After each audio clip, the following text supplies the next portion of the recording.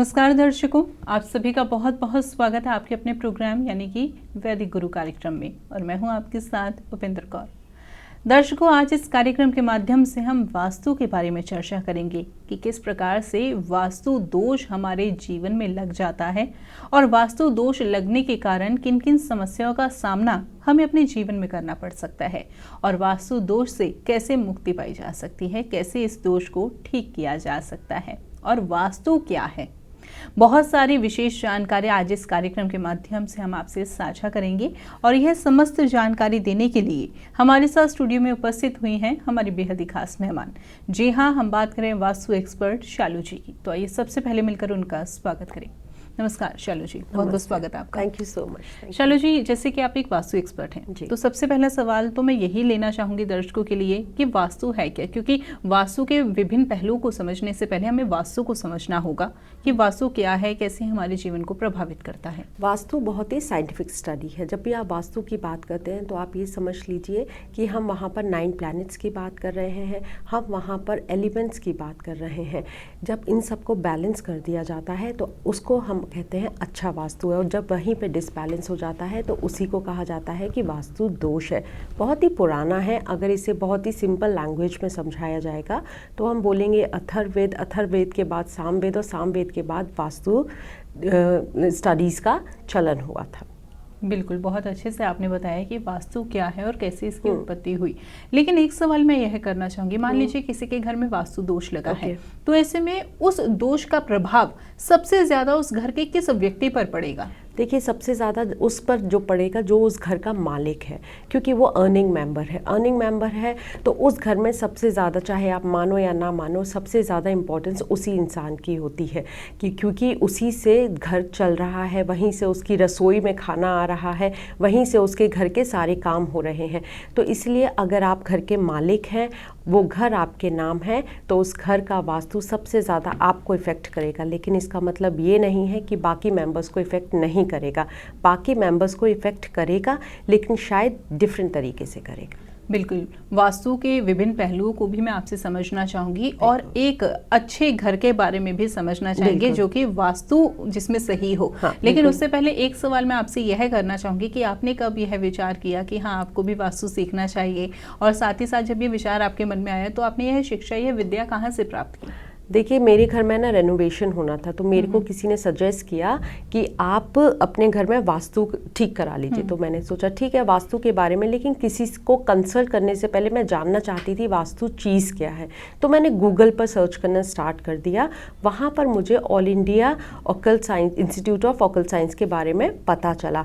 जब मैंने उनका वेबिनार अटेंड किया तो वहाँ पर इतना डिटेल में चीज़ों को समझाया जा रहा था। दैट टाइम आई डिसाइडेड कि मुझे यहीं से करना है, और मैंने वहीं से वास्तु का कोर्स किया। और मैं बहुत खुश हूँ कि मैंने वहाँ से किया, क्योंकि जो नॉलेज मुझे वहाँ से मिली है कहीं और नहीं मिल सकती है। चलिए, बहुत ही अच्छा लगा आपके सफ़र को जानकर, और दर्शकों से भी मैं यही कहना चाहूँगी कि जिस तरीके से शालू जी ने एक अपना खूबसूरत सा सफ़र तय किया, किस तरीके से उन्होंने वास्तु एक्सपर्ट बनने की सोची और उन्होंने अपना यह सपना पूरा भी किया, साकार भी किया। और यह सपना साकार उनका तब संभव हुआ जब वो all India institute of occult science Delhi से जुड़ी। इसी प्रकार से दर्शकों, यदि आपका भी सपना है वास्तु एक्सपर्ट बनने का या फिर ज्योतिष शास्त्र से जुड़ी कोई अन्य विद्या को प्राप्त करने का, तो ऐसे में आप भी all India institute of occult science Delhi से जुड़ सकते हैं। इस इंस्टीट्यूट से जुड़ने के लिए आप इनकी वेबसाइट पर जाकर लॉगिन कर सकते हैं और अधिक जानकारी आप वहां से प्राप्त कर सकते हैं। चलिए, इसी के साथ कार्यक्रम में आगे बढ़ते हैं और वास्तु से जुड़ी अन्य विद्या को भी प्राप्त करते हैं, बातों को भी करते हैं। अच्छा, यहाँ पर अब सवाल करना चाहूँगी, मान लीजिए मैं एक घर लेने जा रही हूँ, मैं एक प्रॉपर्टी लेने जा रही हूँ। अगर मैं जड़ से वो मकान बनाना चाहती हूँ तो पहले तो भूमि ही देखनी पड़ेगी। तो भूमि का चयन कैसे किया जाए? देखिए, भूमि का चयन सबसे पहले तो हम उसके शेप के अकॉर्डिंग करते हैं कि उसका शेप कैसा है। शेप जितना सिंपल होगा उतना ही फ़ायदा होता है, क्योंकि वहाँ पे कट और एक्सटेंड जो डायरेक्शंस होते हैं उसका प्रॉब्लम नहीं होता है। दूसरी चीज़, हम वहाँ मिट्टी भी देखते हैं कि उसकी मिट्टी कैसी है। जब आप भूमि देख रहे हो तो मिट्टी कई तरह की होती है। कुछ मिट्टी जो होती है वो बहुत ऑस्पिशियस होती है, कुछ मिट्टी अच्छी नहीं होती है। इस तरह हम छोटी छोटी काफ़ी चीज़ों को देखते हैं, और अगर वहाँ हमें कुछ प्रॉब्लम दिखती है तो हम उसकी रेमेडीज़ करते हैं। उसके बाद जब ये सब चीज़ ठीक होता है तब हम कंस्ट्रक्टेड एरिया पर आते हैं कि अब जब हमें कंस्ट्रक्ट करना है तो हम किस तरह से उसको उसको कंस्ट्रक्ट करेंगे जिससे हमें उसके सारे पॉजिटिव रिजल्ट्स मिलने लगे। चलिए, बहुत अच्छे से आपने बताया कि भूमि का चयन होना भी बहुत ही ज़्यादा Yes. ज़रूरी है, क्योंकि अगर हम गलत भूमि में अपना घर बना लेंगे तो उससे भी वास्तु दोष लग सकता है। बिल्कुल लग सकता है। अगर गलत ज़मीन पर आप अपना घर बनाते हैं तो आपको नहीं पता उस ज़मीन में पहले क्या था, राइट। उस ज़मीन की कैसी एनर्जीज हैं। अगर आप उस ज़मीन पर घर बनाते हैं तो उसकी एनर्जी उस घर में रहने वालों की एनर्जी को ज़रूर परेशान करेगी, जिसकी वजह से नेगेटिव इफ़ेक्ट्स मिल जाते हैं। तो इसके लिए ही अगर देखा होगा आपने, शुरू से लोग भूमि पूजन कराते हैं। हमेशा से भूमि का पूजन किया जाता है पहले, लेकिन अगर यही बात पता चल जाए कि इसमें दोष क्या है तो उसका निवारण उसी तरह उसी टाइम किया जा सकता है। बिल्कुल। और कई बार ऐसा भी कहा जाता है कि भूमि में से अगर ये वस्तु निकली है तो बहुत अच्छी बात है, अगर ये वस्तु निकल गई है तो बहुत बुरा है। तो वो कौन सी वस्तुएं होती हैं जो भूमि में से बिल्कुल नहीं निकलनी चाहिए, और कुछ चीज़ें जो अच्छी होती है उसके बारे में भी जानना चाहेंगे। देखिए, भूमि में से हड्डियां नहीं मिलनी चाहिए। जो हड्डियां होती हैं हम नहीं जानते वो हड्डियां कितनी पुरानी है, वहाँ कैसी एनर्जी है। तो सबसे पहली चीज़ तो हड्डी नहीं मिलनी चाहिए, वहाँ राख नहीं मिलनी चाहिए, वहाँ पे जला हुआ कॉटन वगैरह नहीं मिलना चाहिए। अगर उस भूमि पे बहुत ज़्यादा कंकड़, जो बड़े वाले पत्थर होते हैं, अगर वो सब भी हैं तो कोशिश करिए कि उस भूमि का पहले आप रेमेडी कर लीजिए। ऐसा नहीं है कि इनकी रेमेडीज़ नहीं हो सकती, इनकी रेमेडीज़ हो सकती हैं, लेकिन अगर वहाँ पे ऐश और वहाँ पे आपको बोन्स मिलते हैं तो उसे टोटली अवॉइड कर दीजिए। अगर कोई कहता भी है आपसे कि यहाँ पे हम रेमेडी कर देते हैं और इसको आपको ठीक हो जाएगा, उसके पॉजिटिव रिजल्ट्स मिल जाएंगे, तो कोशिश करके मना ही कर दीजिए, आप कहीं और ज़मीन देख लीजिए। अच्छा, बाकी बातों को भी मैं आपसे समझना चाहूँगी, लेकिन यह भी सवाल एक करना चाहूँगी। देखिए, वैसे तो कहा जाता है हर समस्या का समाधान है, लेकिन कुछ तो ऐसी बातें हो सकती हैं कि जिनका समाधान ना संभव हो। यानी कि वास्तु में ऐसी कौन सी प्रॉब्लम्स है, ऐसे कौन से वो दोष होते हैं जिनका समाधान बिल्कुल भी नहीं है, बिल्कुल अवॉइड कर देना चाहिए उस चीज़ को हमें? बिल्कुल। साउथ वेस्ट में अगर आपका एंट्री गेट आता है, मेन गेट जो घर का होता है, वो कभी भी साउथ वेस्ट में नहीं होना चाहिए। उसके काफ़ी डेंजरस रिजल्ट होते हैं। देखिए, उसकी रेमेडी अगर कोई भी कहता है, इंक्लूडिंग मेरे पास भी जब एक क्लाइंट आया था एक, और उसका साउथ वेस्ट का एंट्री था, तो उन्होंने बहुत कोशिश की, क्योंकि घर चेंज करना ईजी नहीं है। तो मेरा सीधा सा जवाब था, मेरे पास इसका कोई इलाज नहीं है, इसलिए कोशिश करिए साउथ वेस्ट की एंट्री कभी नहीं होनी चाहिए। फिर हम बात करते हैं टॉयलेट की। टॉयलेट साउथ वेस्ट जोन में नहीं होना चाहिए, साउथ ईस्ट में नहीं होना चाहिए, और नॉर्थ ईस्ट में भी नहीं होना चाहिए। काफ़ी सोशल मीडिया में आपने सुना होगा नॉर्थ ईस्ट में किचन भी नहीं होनी चाहिए। देखिए, अगर किचन होगी उसका रेमेडी कर दिया जाएगा, लेकिन अगर टॉयलेट होगा, मैं स्पेशली बात कर रही हूँ सीट की, कम्बोर्ड की, अगर वो होता है तो उसकी रेमेडीज़ बिल्कुल नहीं होती हैं। अगर आप नॉर्थ ईस्ट में लाते हैं तो आपको काफ़ी ज़्यादा टॉयलेट होने से न्यूरो से रिलेटेड प्रॉब्लम हो सकती हैं। साउथ वेस्ट में स्टेबिलिटी की प्रॉब्लम हो जाएगी, रिलेशनशिप्स ख़राब होने लगेंगे। तो इसीलिए ये दो का रेमेडी कभी नहीं होता है, तो इसका इलाज नहीं हो सकता। बिल्कुल वही ना बात, क्योंकि हमने अक्सर यह बात सुनी है कि वास्तु में भी कोई चीज़ें ऐसी होती है जिसकी रेमेडी नहीं कार्य करती, उसके लिए हमें बिल्कुल अवॉइड ही करना चाहिए। इसलिए मैंने आपसे यह सवाल किया। अच्छा, इसी के साथ मैं यह समझना चाहूँगी आपसे कि हमेशा ना ये भी बहुत डिबेट होती है इस टॉपिक पर कि किस स्पेसिंग का घर होना चाहिए। कोई कहता है इस स्पेसिंग का घर आपके लिए बहुत अच्छा है, कोई कहता है उस स्पेसिंग का घर आपके लिए बहुत अच्छा है। तो हमें किस स्पेसिंग का घर लेना चाहिए? और एक इसमें पॉइंट में और ऐड करना चाहूँगी, क्या ऐसा भी होता है कि हमारा जैसा व्यवसाय है उसके अकॉर्डिंग हमें अपना जो है घर लेना चाहिए? ठीक है, पहले मैं आपको आंसर देती हूँ किस फेसिंग का घर होना चाहिए। ठीक है, तो देखिए, फेसिंग ये होता है, लोगों ने बहुत ही एक नॉर्मल बना दिया है कि नॉर्थ फेसिंग घर अच्छा होता है, या ये घर अच्छा होता है, या साउथ फेसिंग घर अच्छा नहीं होता है। ऐसा बिल्कुल नहीं होता है, क्योंकि काफ़ी हद तक ये डिपेंड आपकी कुंडली पर भी करता है। अगर आपका चार्ट बना हुआ है और उसमें आपको साउथ की ही एंट्री सूट करती है, लेकिन आपने तो नॉर्थ की एंट्री ओपन कर दी है, तब वहाँ पे प्रॉब्लम हो जाती है, क्योंकि जिससे फ़ायदा हो रहा था वो एंट्री आपने क्लोज़ कर दी, और जिससे फ़ायदा नहीं हो रहा है वो एंट्री आपने ओपन कर दी है। अगर आप एक लेमैन लैंग्वेज में समझेंगे तो नॉर्थ, ईस्ट और साउथ यहाँ पे कुछ डोर्स होते हैं, क्योंकि टोटल 32 एंट्रीज़ होती हैं, वहाँ पे कुछ ही एंट्रीज़ हैं जो काफ़ी पॉजिटिव रिजल्ट्स देती हैं। अगर बेस्ट कहें तो उसमें ईस्ट की एंट्री सबके लिए अच्छी होती है, तो कोशिश करिए अगर ईस्ट की एंट्री मिलती है। अब आपने पूछा मुझसे कमर्शियल के लिए कि कमर्शियल से रिलेटेड एंट्री होती है। नहीं, कमर्शियल से रिलेटेड एंट्री नहीं होती है।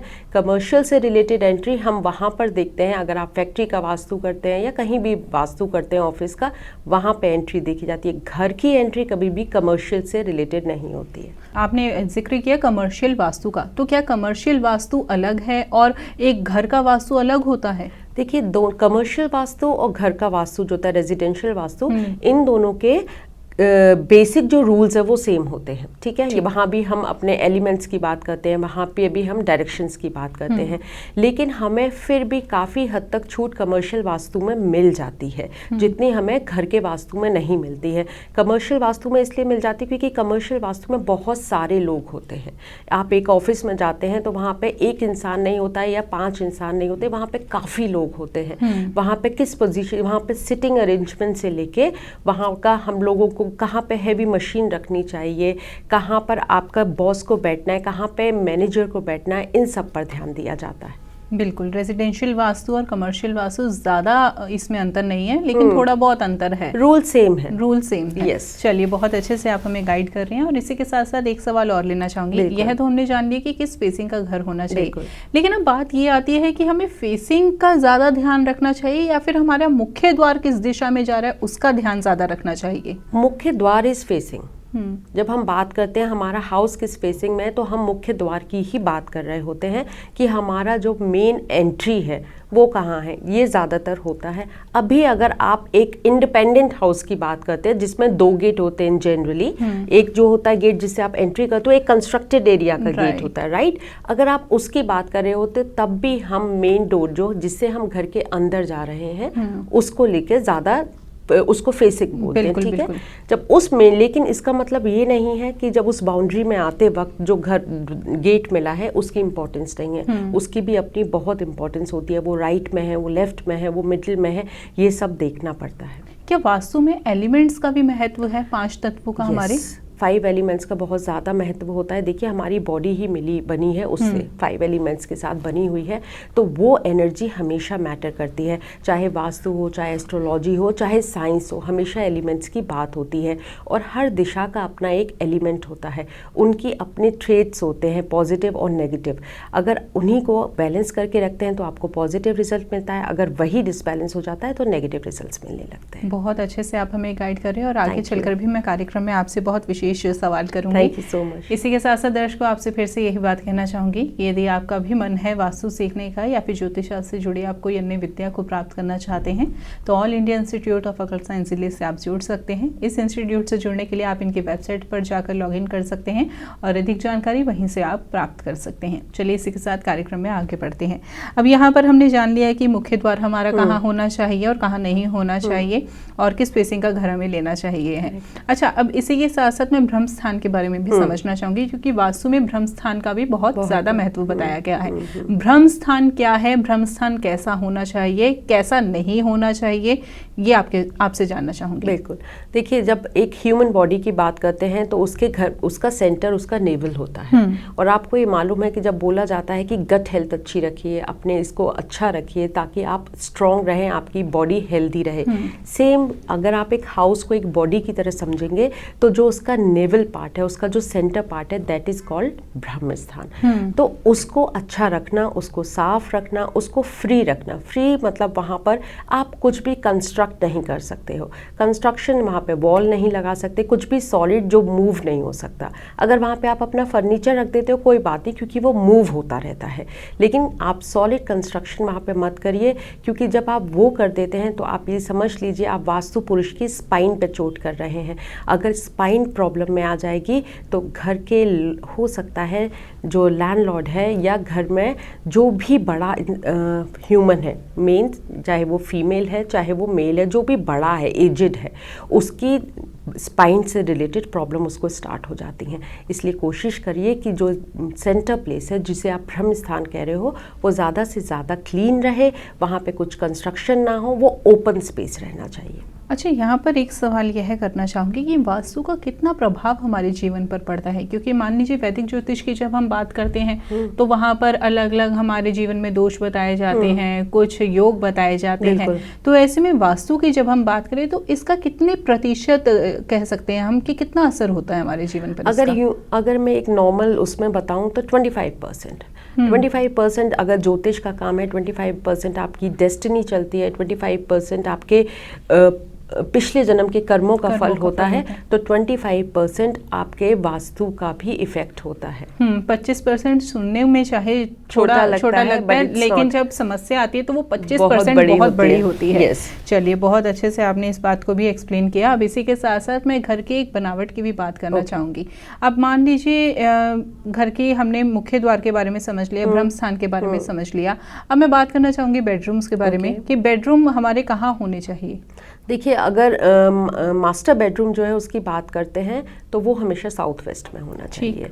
साउथ वेस्ट स्टेबिलिटी का है, रिलेशनशिप का है, तो हस्बैंड वाइफ को हमेशा कोशिश करनी चाहिए कि वो साउथ वेस्ट में रहें।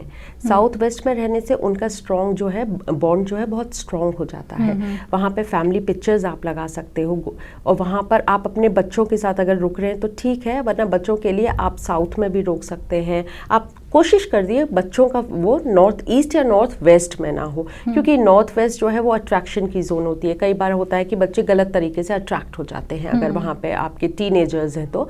नॉर्थ ईस्ट में इसलिए मना किया जाता है क्योंकि नॉर्थ ईस्ट जितना ओपन है, नॉर्थ ईस्ट में अगर बच्चा सोता है तो उससे न्यूरो से रिलेटेड प्रॉब्लम हो जाएगी, वहाँ नींद अच्छी नहीं आएगी, एंग्जाइटी बहुत बढ़ जाएगी। तो इसलिए कोशिश करिए साउथ वेस्ट जोन या साउथ की तरफ ही बच्चे का रूम भी रहे। तो जितने रूम्स हैं जिनकी बात हो रही है, तो आप एक ले सकते हैं एल शेप में। तो अगर आप लेंगे तो साउथ, साउथ वेस्ट और वेस्ट, ये एक डायरेक्शन एल शेप में आप ले सकते हैं। चलिए, बहुत अच्छे से आपने एक्सप्लेन किया। और इसी के साथ साथ मैं घर की किचन की भी बात करना चाहूंगी, क्योंकि किचन एक बहुत महत्वपूर्ण स्थान है घर का। तो ऐसे में किचन कहाँ होनी चाहिए और कहाँ तो बिल्कुल नहीं होनी चाहिए। देखिए, नॉर्थ ईस्ट में नहीं होनी चाहिए, मैंने बताया आपको कि फिर उसके रेमेडीज मुश्किल है। ठीक है, उसके बाद मैं अगर बात करूंगी तो बेस्ट पोजीशन किचन की जो होती है वो साउथ ईस्ट होती है। साउथ ईस्ट में भी ईस्ट की तरफ आपका चूल्हा होना चाहिए, मतलब स्लैब पे चूल्हा जिस तरह के है वो ईस्ट फेसिंग होना चाहिए। बहुत मुश्किल हो जाता है कई बार, तो इसलिए कई बार ये होता है कि अरे कहाँ हम इसमें रखेंगे, कैसे रखेंगे। तो अगर आप साउथ ईस्ट जोन ले सकते हैं तो आप साउथ ईस्ट में अपना किचन बनाइए, जो बेस्ट है, क्योंकि वहाँ बनने से खाना भी वेस्ट नहीं होता है, खाना अच्छा भी बनता है और लोग हेल्दी भी रहते हैं।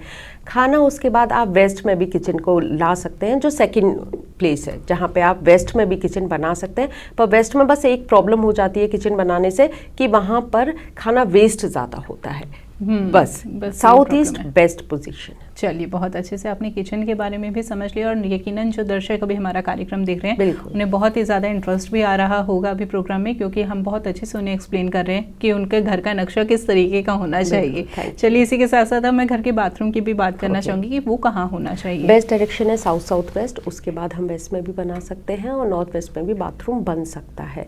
तो ये कुछ डायरेक्शंस है, ऐसा नहीं है लोग सुन लेते हैं कि यहाँ बाथरूम नहीं होना चाहिए। वहाँ तो लोगों का होता है कि घर में बाथरूम होना चाहिए या नहीं होना चाहिए, यहाँ भी मना कर दिया, वहाँ भी मना कर दिया।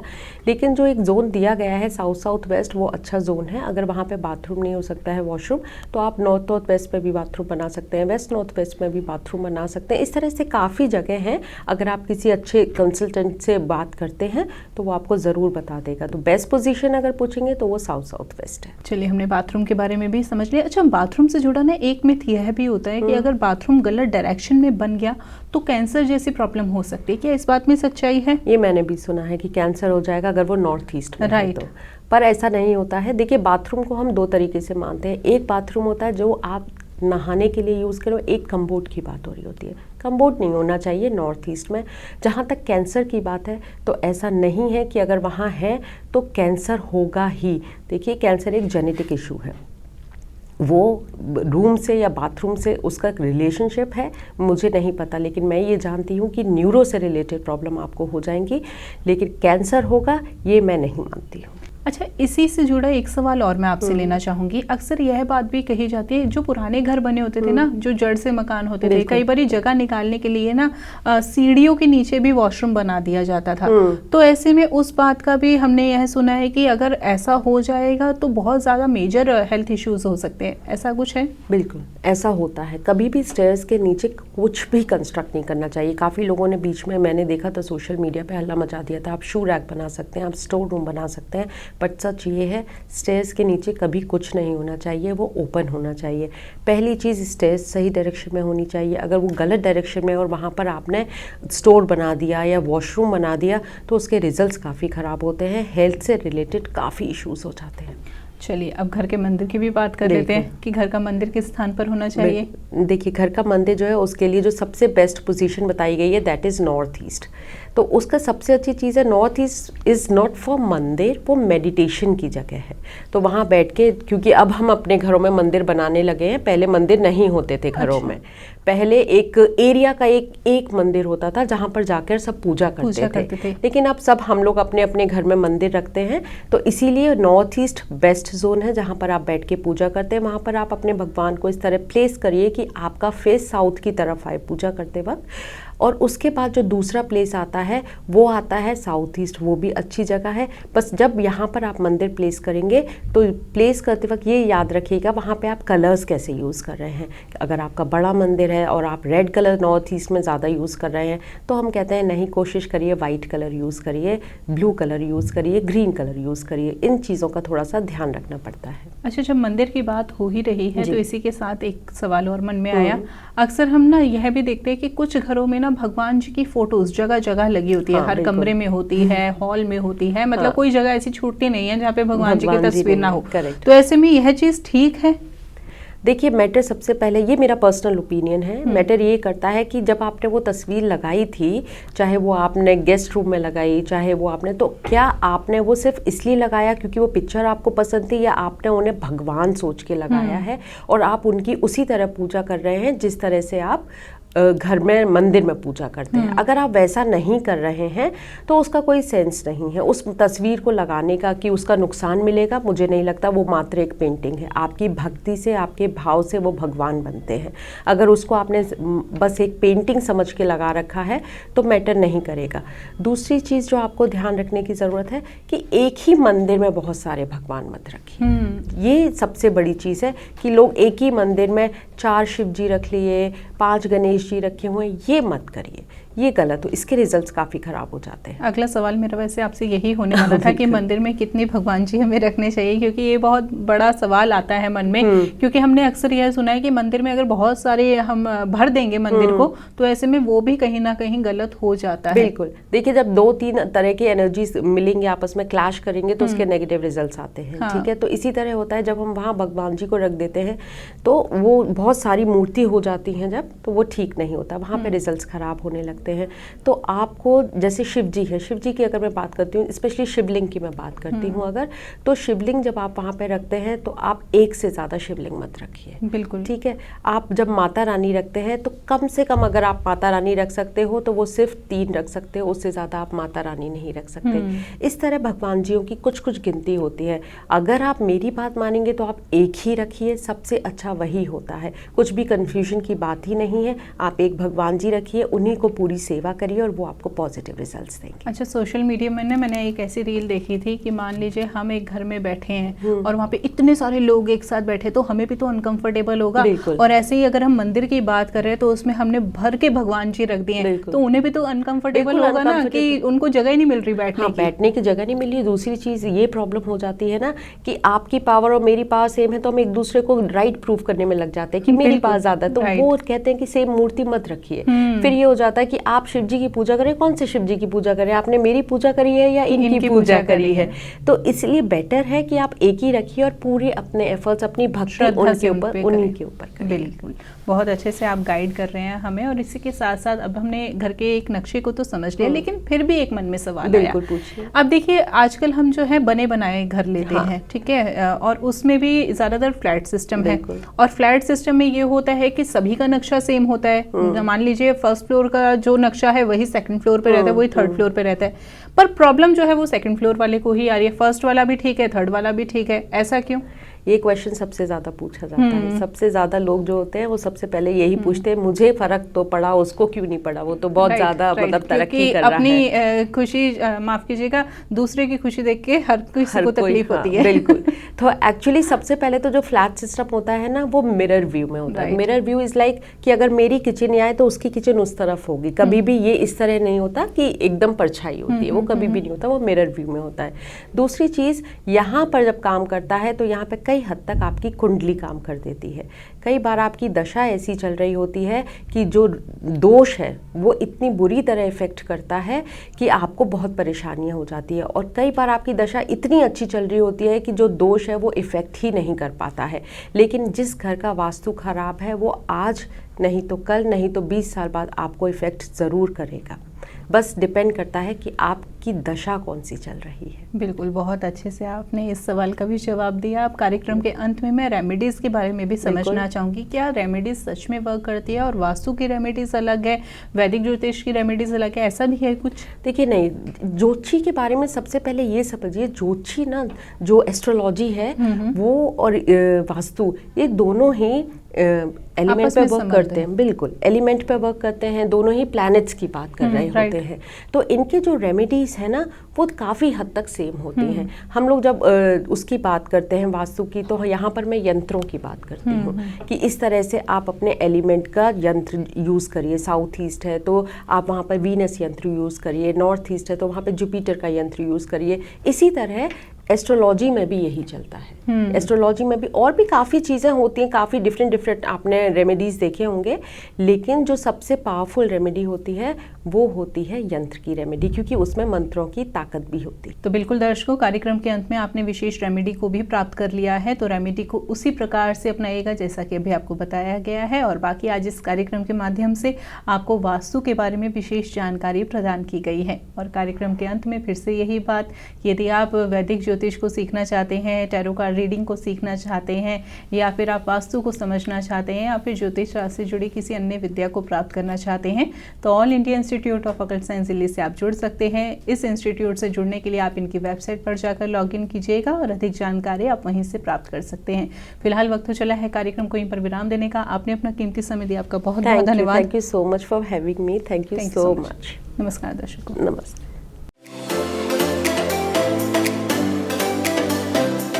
आप हमारे संतवाणी चैनल को सब्सक्राइब करें, वीडियो को लाइक करें, शेयर करें।